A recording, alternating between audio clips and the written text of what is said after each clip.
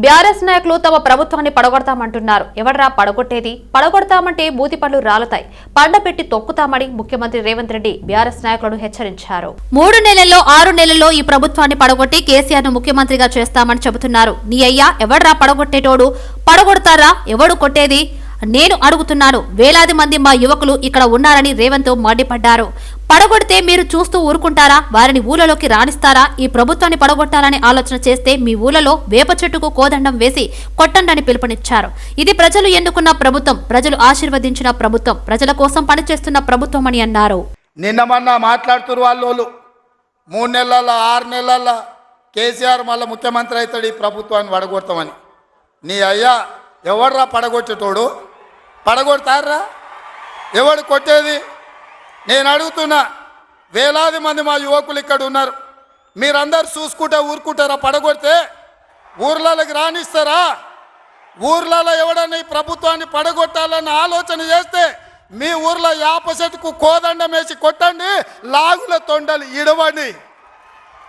ఇది ప్రజలు ఎన్నుకున్న ప్రభుత్వం, ప్రజలు ఆశీర్వదించిన ప్రభుత్వం, ప్రజల కోసం పనిచేస్తున్న ప్రభుత్వం.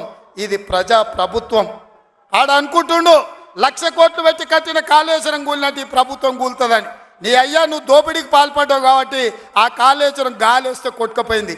ఈ ప్రభుత్వం గాలి కాదు కదా, నీ ఖాందాన్ మొత్తం వచ్చినా బోర్ల బొక్కలు పండబెట్టి తొక్కుతాం. ఎవడని ప్రభుత్వం పడుతుందనో 6 నెలలకో 3 నెలలకో కేసీఆర్ ముఖ్యమంత్రి అవుతాడని చెప్పిండంటే మూతి పండ్లు రాలుతాయని నేను చెప్పదలుచుకున్నా. జార్ఖండ్ ఎమ్మెల్యేలు 2 ప్రత్యేక విమానాల్లో హైదరాబాద్ కు వచ్చేశారు. వీరికి తెలంగాణ కాంగ్రెస్ నేతలు మంత్రి పొన్నం ప్రభాకర్, రాష్ట్ర వ్యవహారాల ఇన్ఛార్జి దీపాదాస్ మున్షి స్వాగతం పలికారు. జార్ఖండ్ ఎమ్మెల్యేలను బేగంపేట నుంచి షామీర్పేటలోని రిసార్ట్స్ కు తరలించారు. షామీర్పేటలోని లియోనియో హోటల్, గచ్చిబౌలిలోని ఎల్లా హోటల్ జార్ఖండ్ ఎమ్మెల్యేలకు వసతి ఏర్పాటు చేశారు. మంత్రి పొన్నం ప్రభాకర్, సంపత్ కుమార్లకు కోఆర్డినేషన్ బాధ్యతలు అప్పగించారు. మరోవైపు జార్ఖండ్ రాజకీయ హైడ్రామాకు తెరపడింది. అధికార జేఎంఎం కూటమి శాసనసభాపక్ష నేత చంపై సోరెన్ జార్ఖండ్ కొత్త ముఖ్యమంత్రిగా ప్రమాణ స్వీకారం చేశారు. రాంచీలోని రాజ్భవన్ లో గవర్నర్ సిపి రాధాకృష్ణన్ చంపైతో ప్రమాణం చేయించారు. చంపైతో పాటు పలువురు ఎమ్మెల్యేలు కూడా మంత్రులుగా ప్రమాణ స్వీకారం చేశారు. మరోవైపు కొత్త ప్రభుత్వం బల నిరూపణకు 10 రోజుల గడువు ఇచ్చారు గవర్నర్ రాధాకృష్ణన్. అప్పటి వరకు ఎమ్మెల్యేలు హైదరాబాద్ లోనే బస చేయనున్నారు. సచివాలయంలో మంత్రి ఉత్తమ్ కుమార్ రెడ్డితో కేరళ సివిల్ సప్లై శాఖ మంత్రి జిఆర్ అనిల్ సమావేశమయ్యారు. కేరళ ప్రభుత్వానికి తమ ప్రభుత్వం నుంచి ఎలాంటి సహకారం కావాలన్నా అందజేస్తామని మంత్రి ఉత్తమ్ కుమార్ రెడ్డి తెలిపారు. కేరళ ప్రభుత్వం తెలంగాణ నుంచి బాయిల్డ్ బియ్యం మిర్చిని కొనుగోలు చేయడానికి అంగీకరించిందని అన్నారు. 2 లక్షల మెట్రిక్ టన్నుల బాయిల్డ్ రైస్ కొనుగోలు చేయడానికి కేరళ రాష్ట్రం సిద్ధంగా ఉందని వెల్లడించారు. విజేత స్వర్ణ రకాల బియ్యం తీసుకోవడానికి కేరళ ప్రభుత్వం ఆసక్తిగా ఉందని తెలిపారు. ఈ వెరైటీ ధాన్యం పండించే రైతులకు ఇది మంచి అవకాశం అన్నారు. ఈ అంశాలపై 2 రాష్ట్రాల అధికారులతో కమిటీ వేసి చర్చించాలని నిర్ణయించామని తెలిపారు. మండలం మైసమ్మగుట్ట బస్తీకి చెందిన శేషు కుమారుడు ప్రదీప్ మూగా చెవుడు సమస్యతో బాధపడుతున్నాడు. పుట్టుకతోనే ఈ సమస్య ఉన్న ప్రదీప్ చికిత్స కోసం బాలుని తల్లిదండ్రులు ఎన్నో ఆసుపత్రుల చుట్టూ తిరిగారు. ఆర్థిక కష్టాల పాలైన ఇందుకు సంబంధించిన ఆపరేషన్ కూడా ఆ తల్లిదండ్రులు చేయించారు. కానీ దురదృష్టవశాత్తు ఆపరేషన్ సక్సెస్ కాకపోవడంతో మళ్లీ సమస్య మొదటికి వచ్చింది. మరోసారి చికిత్స కోసం ఆసుపత్రిలో సంప్రదిస్తే ఆపరేషన్ కోసం 7 లక్షలు ఖర్చు అవుతుందని చెప్పడంతో ప్రదీప్ కుటుంబం ఆవేదనకు గురైంది. ఈ విషయం తెలుసుకున్న అప్పటి మంత్రి మల్లారెడ్డి చొరవ తీసుకుని ఆపరేషన్ కు అవసరమైన 6 లక్షల సహాయాన్ని ఈఎస్ఐ ద్వారా సాయం చేశారు. అయితే రెక్కాడితే గాని డొక్కాడని ఆ కుటుంబానికి మిగిలిన ₹1,00,000 కూడా జమ చేయడం కష్టంగా మారింది. సమస్యను తెలుసుకున్న కేటీఆర్ ప్రదీప్ ఇంటికి వెళ్లి బాలుడిని పరామర్శించారు. తాను అండగా ఉంటానని ఆ కుటుంబానికి ₹1,00,000 చెక్కును అందజేశారు. తమ కుమారుడి ఆపరేషన్ కు సాయం చేసిన కేటీఆర్ మల్లారెడ్డికి ఎప్పుడు రుణపడి ఉంటామని ప్రదీప్ కుటుంబ సభ్యులు తెలిపారు. ఎల్బీనగర్ ఎమ్మెల్యే దేవిరెడ్డి సుధీర్ రెడ్డి చంపాపేట డివిజన్ పరిధిలోని న్యూ పద్మానగర్ కాలనీ నందు జరుగుతున్న బాక్స్ డ్రైన్స్ పనులను కాలనీ వాసులొచ్చి కలిసి పరిశీలించారు. ఈ సందర్భంగా కాలనీ వాసులు బాక్స్ డ్రైన్స్ ఎత్తు తగ్గించాలని వారు సుధీర్ రెడ్డిని కోరారు. అధికారులచే చర్చించి తర్వాత నిర్ణయం తీసుకుంటామని ఆయన తెలిపారు. అలాగే ఉదయనగర్ కాలనీ బాక్స్ డ్రైన్స్ కూడా అతి త్వరలో జంక్షన్ దగ్గర కలపడం జరుగుతుందని సుధీర్ రెడ్డి తెలిపారు. అలాగే పనులు నెమ్మదిగా సాగడం జరుగుతున్నాయని పనుల్లో వేగం పెంచాలని అధికారులను ఆదేశించారు. పనుల సకాలంలో పూర్తి అయితే వరద నీటి ముంపు సమస్యల నుంచి విముక్తి లభిస్తుంది అని తెలిపారు. ప్రధాన సమస్యలు ఒక్కొక్కటిగా పరిష్కారం చేయడం జరుగుతుందని, బాక్స్ డ్రైన్స్ నిర్మాణ పనుల నేపథ్యంలో ప్రజలకు కొంత అసౌకర్యం కలిగిందని అధికారులకు పూర్తిగా సహకరించడం జరిగిందని తెలిపారు. లోక్సభ ఎన్నికలలో పోటీ చేసేందుకు సిద్ధమని కాంగ్రెస్ నేత సినీ నిర్మాత బండ్ల గణేష్ అన్నారు. వచ్చే పార్లమెంటు ఎన్నికల్లో మల్కాజ్గిరి లోక్సభ స్థానం నుంచి పోటీ చేయాలని భావిస్తున్నట్టు చెప్పారు. ఈ మేరకు మల్కాజ్గిరి ఎంపీ టికెట్ తనకు ఇవ్వాలంటూ పార్టీకి దరఖాస్తు చేసుకున్నారు. గాంధీ భవన్ కు వచ్చి దరఖాస్తును అందజేశారు. రాష్ట్ర రాష్ట్రంలో రేవంత్ రెడ్డి ఆధ్వర్యంలోని కాంగ్రెస్ ప్రభుత్వ పాలన అద్భుతంగా ఉందని చెప్పారు. ఈ సందర్భంగా మాజీ మంత్రి బీఆర్ఎస్ ఎమ్మెల్యే మల్లారెడ్డిపై బండ్ల గణేష్ తీవ్రంగా మండిపడ్డారు. మల్లారెడ్డికి మతి భ్రమించినట్లుందని, అందుకే పిచ్చి పిచ్చి ఆరోపణలు చేస్తున్నాడని విమర్శించారు. మల్లారెడ్డి విద్యా సంస్థల్లో చదువుతున్న విద్యార్థులను ఫీజుల పేరుతో పీల్చి పిప్పి చేస్తున్నాడని ఆరోపించారు. కాంగ్రెస్ లో చేరుతానని వచ్చినా సరే మల్లారెడ్డిని చేర్చుకోబోమని తేల్చి చెప్పారు. బీజేపీ రాష్ట్ర కార్యాలయంలో ఖమ్మం జిల్లాకు చెందిన కాంగ్రెస్ నేతలు అంకిరెడ్డి సుధీర్ రెడ్డి, బొల్లపు సురేందర్ రెడ్డి, బీజేపీ రాష్ట్ర అధ్యక్షుడు కేంద్ర మంత్రి కిషన్ రెడ్డి సమక్షంలో బీజేపీ చేరారు.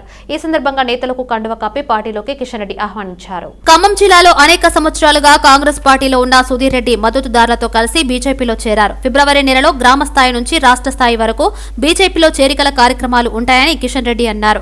ప్రతి పోలింగ్ బూత్ స్థాయిలో యువకులు, రైతులు, రైతు కూలీలు, మహిళలను పార్టీలో చేర్పించాలని పార్టీ నిర్ణయించిందన్నారు. కాంగ్రెస్ పాలనలో సమస్యలు పరిష్కారం అవుతాయనే విశ్వాసం ప్రజలకు లేదని ఆయన విమర్శించారు.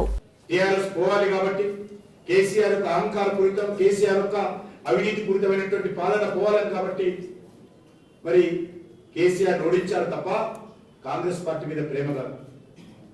అయినప్పటికీ ఈరోజు మనము ఖచ్చితంగా ఒక దిక్కు కాంగ్రెస్ పార్టీ మీద 6 గ్యారెంటీలు అమలు చేయాలనేటువంటి పోరాటాన్ని కూడా ముందుకు తీసుకెళ్లాల్సిన అవసరం. అధికారంలోకి వచ్చిందో రాలేదో అనేక రకాలుగా ఈరోజు ఈ రాష్ట్రంలో అనేక రకాల బ్లాక్ మెయిలింగ్ రాజకీయాలకు కాంగ్రెస్ పార్టీ పాల్పడుతుంది. ప్రజలకు పూర్తి స్థాయిలో సేవలందించాలంటే రాజకీయ రంగమే మేలని కాంగ్రెస్ పార్టీ ఆదిలాబాద్ సీట్ను ఆశిస్తున్న ఐఆర్ఎస్ అధికారి ప్రకాష్ రాథోడ్ అన్నారు. తనకు మొదటి నుంచి తోటి వారికి సేవ చేయాలంటే ఆసక్తి అని తెలిపారు. విద్యార్థి దశ నుంచి తనకు తోచిన మేరకు సమాజానికి సేవలందిస్తున్నానని, కాంగ్రెస్ పార్టీ ఆదిలాబాద్ సీట్ ఇస్తే తప్పకుండా గెలిచి వస్తానంటున్న ప్రకాష్ రాథోడ్తో మా bureau chief Srinivas face to face. రానున్న పార్లమెంట్ ఎన్నికల్లో ఎంపీ స్థానాల కోసం కాంగ్రెస్ పార్టీలో అభ్యర్థుల తాకిడి మొదలైంది. ఇక్కడ పార్టీలోంచి కాకుండా, పార్టీలో పనిచేసిన వాళ్ళే కాకుండా అధికారులు కూడా, ఉన్నతాధికారులు కూడా పార్లమెంట్లో ఎన్నికల్లో పార్లమెంట్ బరిలో నిలిచేందుకు ఉత్సాహపడుతున్నారు. పార్లమెంటు సీటు తమకు కేటాయించాలని గాంధీ భవన్లో దరఖాస్తులు చేసుకుంటున్న పరిస్థితి. ఇదే నేపథ్యంలో మనతో కొంతమంది అధికారులు ఉన్నారు, వారిని అడిగి తెలుసుకుందాం.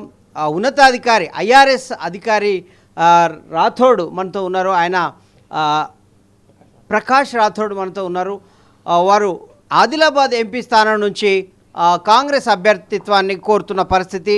ఇప్పుడు ఎందుకు ఆదిలాబాద్ స్థానం నుంచి అభ్యర్థిగా పోటీ చేయడానికి ఆయన ఎందుకు ఆసక్తి చూపుతున్నారు, ఆయనకున్న అర్హతలేంటి, అధిష్టానానికి తన గురించి ఏం చెప్తున్నారు, అదే అధిష్టానాన్ని ఎలా కన్విన్స్ చేయబోతున్నారు, వారి మాటలను తెలుసుకుందాం. నమస్తే అండి ప్రకాష్ రాథోడ్ గారు. చెప్పండి, మీరు ఎంపీ ఎన్నికల్లోకి రావాలని ఎందుకు అనుకున్నారు అధికారిగా ఉండి? నేను సుమారు 1970లో ముధోల్ తాలూకా కుబీర్ మండలం మార్లాగుండ గ్రామంలో పుట్టడం జరిగింది. మొట్టమొదటిగా నేను 5th క్లాస్ 5వ తరగతి 79లో ముధోల్లో చదవడం జరిగింది. తర్వాత బైంసా యూపీఎస్ జిల్లా పరిషత్లో 10వ తరగతి పూర్తి అయింది. అక్కడ పేదతనం తర్వాత నేను ఇంటర్మీడియట్ చేస్తూ ఒక టైప్ ఇన్స్టిట్యూట్లో పనిచేయడం జరిగింది. అప్పుడు మన విద్యార్థి సంఘాలకి ఎలాంటి సమస్యలు వస్తే అప్పటి నుంచే నాకు అందరితో సహాయం చేసే ఒక అలవాటు స్టార్ట్ అయిపోయింది. మాట్లాడడం, కొద్ది వాక్చాతుర్యం కానీ, కొన్ని ఒక సబ్జెక్ట్ మీద మాట్లాడటం, నిజమైన మాట్లాడి విద్యార్థులు ఏమైనా సమస్య వస్తే సమస్యల మీద మండల ఆఫీస్లో కానీ ఎక్కడన్నా సమస్య మాట్లాడే ఒక ఇది ఉండింది. అక్కడ నుంచి నేను ఇంటర్మీడియట్ అయిన తర్వాత ఐటీడీ ఉట్నూరులో ఐటీఐ చేశాను.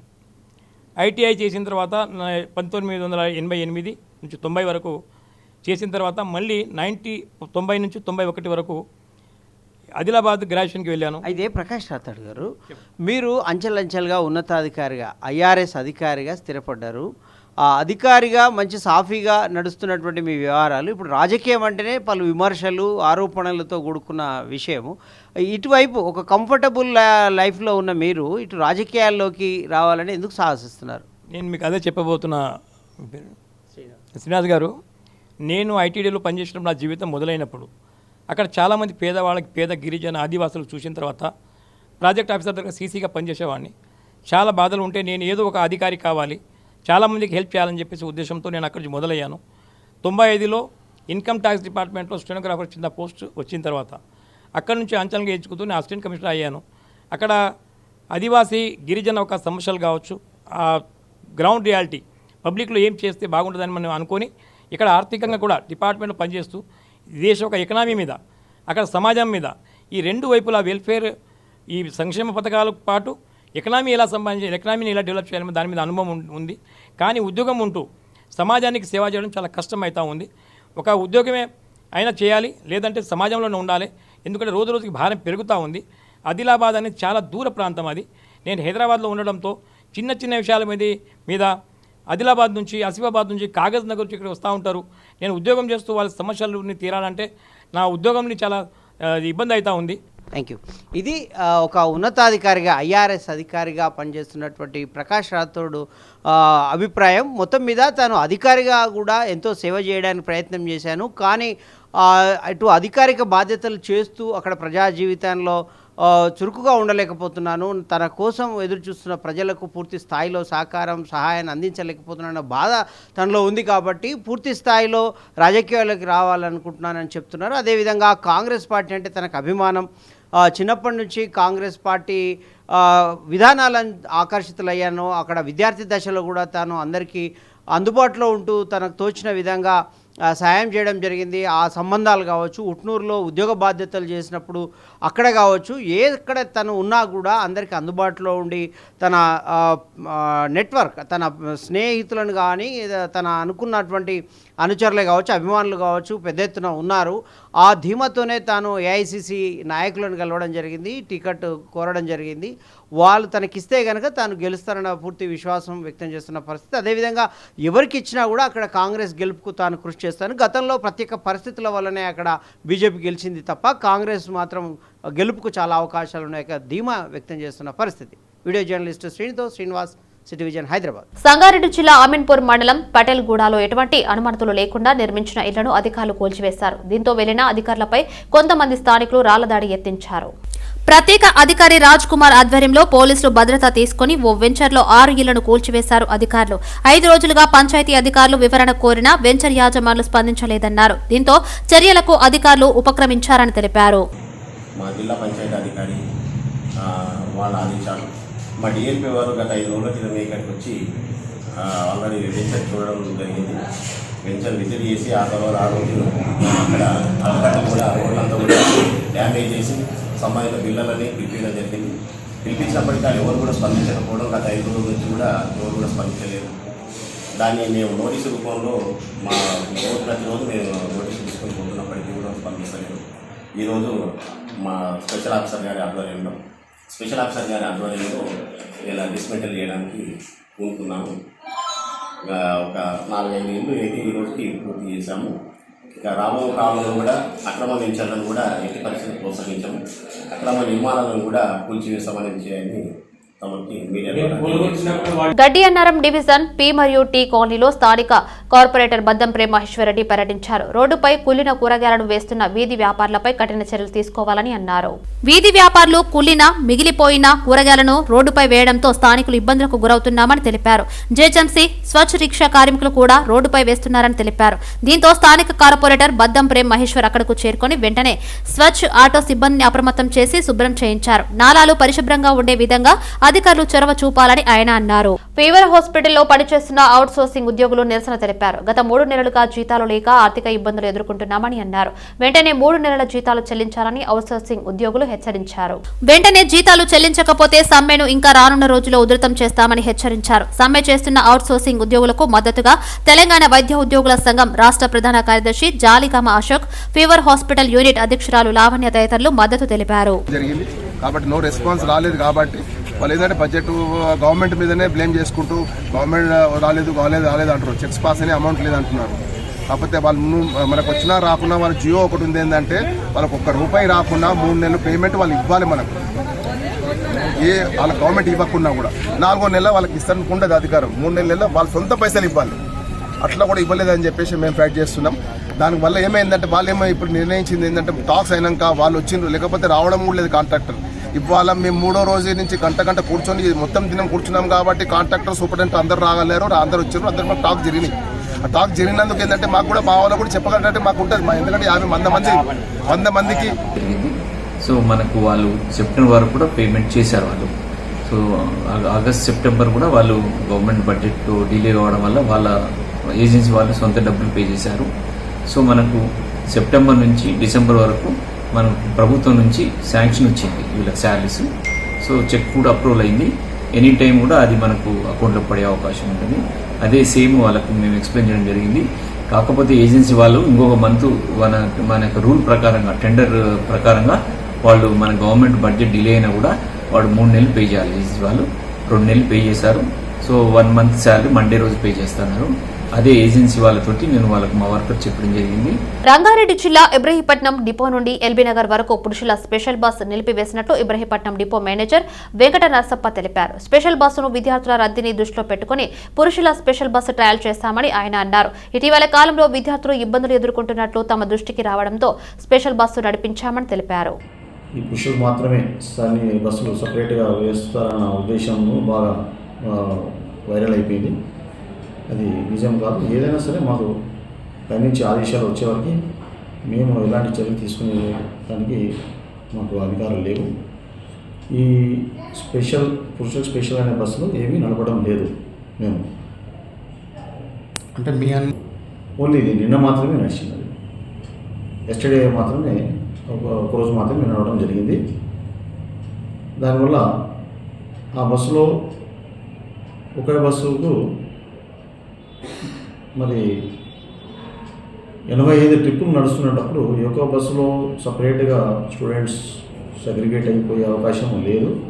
ఆ బస్సు ఖాళీగా పోవడం ద్వారా దాన్ని మన్సూరాబాద్ డివిజన్ చంద్రపురి కాలనీ సంక్షేమ భవనం నందు ఇండోర్ గేమ్స్ పోటీలు నిర్వహించారు. తెలంగాణ రాష్ట్ర ఆల్ సీనియర్ సిటిజన్స్ అసోసియేషన్ ఆధ్వర్యంలో జరిగింది. ముఖ్య అతిథిగా GHMC deputy floor leader corporator Koppula Narasimhareddy విచ్చేశారు. పొందిన సీనియర్ సిటిజన్స్ కు నరసింహారెడ్డి బహుమతులను ప్రదానం చేసి అనంతరం డైరీని ఆవిష్కరించారు. సీనియర్ సిటిజన్స్ అనుభవాలు, వారు చెప్పే పలు విషయాలు, వారి వారి రంగాలలో సమాజానికి చేసిన సేవలు ఎంతో ఉపయోగపడతాయని అన్నారు. సీనియర్ సిటిజన్స్ కలిసి కట్టుగా మానసిక ఉల్లాసంగా ఉండేందుకు ఈ ఆటల పోటీలు నిర్వహించుకోవడం, ఈ కార్యక్రమంలో తాను సైతం పాలు పంచుకోవడం సంతోషంగా ఉందన్నారు. రంగారెడ్డి జిల్లా రాజేంద్రనగర్ లోని అగ్రికల్చర్ యూనివర్సిటీలోని ఉద్రిక్తత నెలకొంది. హైకోర్టుకు వర్సిటీ భూముల కేటాయింపును నిరసిస్తూ విద్యార్థి సంఘాల నాయకులు ఆందోళనకు దిగారు. పరీక్షకు వెళ్తున్న సెకండ్ ఇయర్ విద్యార్థులను ఆందోళనకారులు అడ్డుకున్నారు. దీంతో విద్యార్థులకు ఆందోళనకారులకు మధ్య వాగ్వాదం చోటు చేసుకుంది. దీంతో అక్కడ ఉద్రిక్తత పరిస్థితులు నెలకొన్నాయి. జీవో 55 రద్దు చేసేంత వరకు పరీక్షలు నిర్వహించవద్దని విద్యార్థి సంఘాల నాయకులు యూనివర్సిటీ సిబ్బందిని హెచ్చరించారు. విద్యార్థి సంఘాల నాయకులు ప్రొఫెసర్లను బయటికి పంపించారు. అనంతరం వ్యవసాయ విశ్వవిద్యాలయానికి తాళాలు వేసి నిరసన తెలిపారు. ఇది ఇక్కడ ఈ యూనివర్సిటీలో విద్యార్థులు చేస్తున్న పోరాటం కాదన్నా, ఇది యావత్ తెలంగాణ రైతాంగం పోరాటం. ఎందుకంటే ఈ యూనివర్సిటీ ఉన్నదే రైతాంగం కోసము, రైతుల కోసం, రైతులకు సేవలు అందించడం కోసము. ఇవాళ విద్యార్థులతో స్టార్ట్ అయింది ఈ ఉద్యమం. రేపటి నాడున మాకు పాజిటివ్ రెస్పాన్స్ రాకపోతే అదే విధంగా మా డిమాండ్స్ ఏవైతే మేము ముందుగానే మెన్షన్ చేశామో ఆ డిమాండ్స్ ఏంటంటే యూనివర్సిటీ భూములలో ఉన్న సోమాజిగూడ ప్రెస్ క్లబ్ లో తెలంగాణ ఎస్సీ 57 ఉపకులాల ఐక్య వేదిక నాయకులు సమావేశం నిర్వహించారు. ఎస్సీ 57 ఉపకులాలకు ప్రత్యేక కార్పొరేషన్ ఏర్పాటు చేసి తమను ఆదుకోవాలని ముఖ్యమంత్రి రేవంత్ రెడ్డికి విన్నవించారు. రాష్ట్రంలో ఎస్సీలకు చెందాల్సిన ఫలాలను కేవలం కొన్ని కులాలు మాత్రమే అనుభవిస్తుండటంతో మిగిలిన కులాల పరిస్థితి కడు దయనీయంగా మారిందని హైదరాబాద్ లో నిర్వహించిన విలేకరుల సమావేశంలో తెలిపారు. చేవెలలో నిర్వహించిన సమావేశంలో ఇచ్చిన హామీ మేరకు ప్రత్యేక కార్పొరేషన్ ఏర్పాటు చేసి తమ అభివృద్ధికి బాటలు వేయాలని కోరారు. ఉపకులాలకు తోడ్పాటు అందిస్తే జీవితకాలం తామంతా ఆ పార్టీ వెంటే ఉంటామని అన్నారు. అపాయింట్మెంట్ కావాలని ఎన్నోసార్లు విన్నవించాము. కానీ ఆ ప్రగతి భవన్ అంటేనే మాకు తెలంగాణ ఎస్సీ ఉపకులాలకు తెలియదు. ఇలాంటి పరిస్థితుల్లో కాంగ్రెస్ ప్రభుత్వం ఎన్నో హామీలు ఇచ్చింది ఎలక్షన్స్ ముందు. ఉపకులాలకు కూడా ఒక కార్పొరేషన్ చేస్తాము, ఉపకులాలకు సమన్యాయం చేస్తాము, ఉపకులాలకు కూడా క్యాస్ట్ సర్టిఫికెట్ ఆర్డీఓ ద్వారా కాకుండా ఎంఆర్ఓ ద్వారా ఇప్పిస్తామని ఎన్నో వాగ్దానాలు చేస్తే ఉపకులాలు ముఖ్యంగా కేసీఆర్ను పక్కకు పెట్టి కాంగ్రెస్ ప్రభుత్వం రావడంలో ఈరోజు దళితులు ముఖ్యంగా ఉపకులాల ప్రధాన పాత్ర ఉందని ఈ సందర్భంగా మీకు తెలియజేస్తున్నాం. నంది అవార్డుల స్థానంలో గద్దర్ అవార్డును తీసుకురావడాన్ని తెలంగాణ విద్యార్థి ఉద్యమకారుల వేదిక స్వాగతించిందని రాష్ట్ర చైర్మన్ కంచర్ల బద్రి అన్నారు. హైదరాబాద్ ఉస్మానియా యూనివర్సిటీలో ఆర్ట్స్ కళాశాల వద్ద తెలంగాణ విద్యార్థి ఉద్యమకారులు సమావేశమయ్యారు. ముఖ్యమంత్రి నిర్ణయాన్ని స్వాగతిస్తూ రేవంత్ రెడ్డికి కృతజ్ఞత తెలిపారు. కులమతాలకు అతీతంగా ఒక దళితుడు అంటరాని వాడు అని వేలివేయబడ్డ గద్దర్ పేరు మీద అవార్డును ప్రకటించడం గొప్ప విషయమన్నారు. రేవంత్ రెడ్డి తీసుకున్న నిర్ణయం ఒక చరిత్రాత్మకమైందన్నారు. గత ప్రభుత్వం ఉద్యమకారులను గుర్తించలేదని ఈ ప్రభుత్వమైన ఉద్యమకారులను గుర్తించాలని బద్రి కోరారు. ప్రజా యుద్ధ నౌక, ప్రజల గొంతుక గద్దర్ అన్న పేరున నంది అవార్డుల పేరున గద్దర్ అవార్డు ఇవ్వడం అనేది కుల మతాలకు అతీతంగా ఒక దళితుడు అంటరాని వాడు అని చెప్పేసి వెలివేయబడ్డ గద్దరన్న పేరున ప్రకటించడం సీఎం రేవంత్ రెడ్డి గారు తీసుకున్న చాలా పెద్ద నిర్ణయం అది. ఇప్పుడు జరుగుతున్న కుల కొట్లాటల్లో కావచ్చు, మత కొట్లాటలకి ఇది చాలా చెంపపెట్టైన విషయము. ఇన్ని రోజులకి గద్దరన్న పేరు మీద అవార్డు రావడం అనేది అందరం స్వాగతించాల్సిన విషయము. తన ఉద్యమ పంతాన్ని మన తెలంగాణలో ఉన్న అంటరానితనాన్నే కావచ్చు, వెనుకబాటుతనాన్నే కావచ్చు, మన మహిళల మనది తెలంగాణ పాట యాస రూపంలో ఈ రకంగా నేను పాట రూపకంగా చెప్పి చైతన్యం చేసి అందరినీ ఉద్యమంలోకి నేను భాగస్వామ్యం చేయాలని హైదరాబాద్ లకడీకపుల్లోని ఓ హోటల్లో ప్రణవ్ కూచిపూడి నృత్య శిక్షణాలయం ఆధ్వర్యంలో పద్మశ్రీ అవార్డు గ్రహీత భగవతారిణి ఉమామహేశ్వరి అభినందన సత్కారం జరిగింది. పలువురు నృత్య కళాకారులు పాల్గొని ఆమెను ఘనంగా సన్మానించారు. ముఖ్య అతిథిగా బుర్ర వెంకటేశం హాజరయ్యారు. సంస్కృతి సాంప్రదాయాల ప్రతిబింబించే ప్రాచీన హరికథ కళను కాపాడుకోవాల్సిన అవసరం ఉందని తెలంగాణ విద్యాశాఖ ముఖ్య కార్యదర్శి బుర్ర వెంకటేశం అన్నారు. సంస్కృతంలో హరికథ చెప్పగలిగే ఒకే ఒక భగవతారిణి దాలపర్తి ఉమామహేశ్వరిని కేంద్ర ప్రభుత్వం గుర్తించి ప్రతిష్టాత్మక పద్మశ్రీ పురస్కారం ప్రకటించడం అభినందనీయమని ఆయన తెలిపారు. పద్మశ్రీ గ్రహీత డాక్టర్ పద్మజారెడ్డి పద్మశ్రీ ప్రకటిత మరో కళాకారిణి ఉమామహేశ్వరిని సన్మానించుకోవడం స్ఫూర్తినిస్తుందని అన్నారు. తెలంగాణలో ప్రభుత్వ సహకారంతో హరికథ పాఠశాల ఏర్పాటు చేసి యువ హరికథలను తీర్చిదిద్దాలని సూచించారు. మొట్టమొదటిగా హైదరాబాద్లో ఏర్పాటు చేశారు. సో అట్లా ఈ ఉమామహేశ్వరి గారు కూడా అట్లాగే లైఫ్ అంతా కూడా డెడికేట్ చేసి ఈ అవార్డుని పొందడం చాలా సంతోషదాయకం. మరి కళారూపంలో అనేది ఎన్నో రకరకాలు ఉన్నప్పుడు కూడా ప్రజల్లోకి వాడుకలో ఉండి ప్రజల్లోకి వెళ్ళి ప్రజల హృదయాలను రంజింపచేసి ప్రజల మనస్సుని చూరగొన్న కళారూపాలకి ఎప్పటికి కూడా ఎలాంటి పరిస్థితులు వచ్చినా కూడా వాటికి ఆదరణ ఉంటుంది. ఒక హరికథ అనేది వీధిలో జరిగిన ఇప్పుడు కొద్దిగా టీవీ మాధ్యమం పెరిగి గ్రామ రెవెన్యూ సహాయకులు వారసులకు త్వరితగతిన నియామక ఉత్తర్వులు ఇవ్వాలని 61 ఏళ్లు పైబడిన వీఆర్ఏ వారసులు రాష్ట్ర ప్రభుత్వానికి విజ్ఞప్తి చేశారు. ఇదే సమస్యపై మంత్రులు అధికారులు చుట్టూ తిరుగుతున్నా పట్టించుకోకపోవడంతో హైదరాబాద్ నాంపల్లిలోని భూపరిపాలన శాఖ కమిషనర్ కార్యాలయం ముందు ధర్నా నిర్వహించారు. గత తెలంగాణ రాష్ట్ర ప్రభుత్వం వీఆర్ఏలను రెగ్యులర్ చేస్తూ కారుణ్య నియామకాల కోసం జీవో నెంబర్ 81-85 ప్రకారం 3797 మంది 61 ఏళ్లు పైబడిన వారి వారసులకు ఉద్యోగ నియామకం కోసం జారీ చేశారని తెలిపారు. ఈ జీవోలపైన స్టే ఉన్న కారణంగా నియామక ఉత్తర్వులు ఇవ్వలేదన్నారు. హైకోర్టు డివిజన్ బెంచ్ ఉత్తర్వుల సారం జీవో నెంబర్ 81 పైన గల స్టే ఎత్తివేసిందని అన్నారు. కుటుంబాల పరిస్థితి అగమ్యగోచరంగా మారడంతో పాటు మానసికంగా కూడా ఎంతో కుంగిపోతున్నారని తెలిపారు.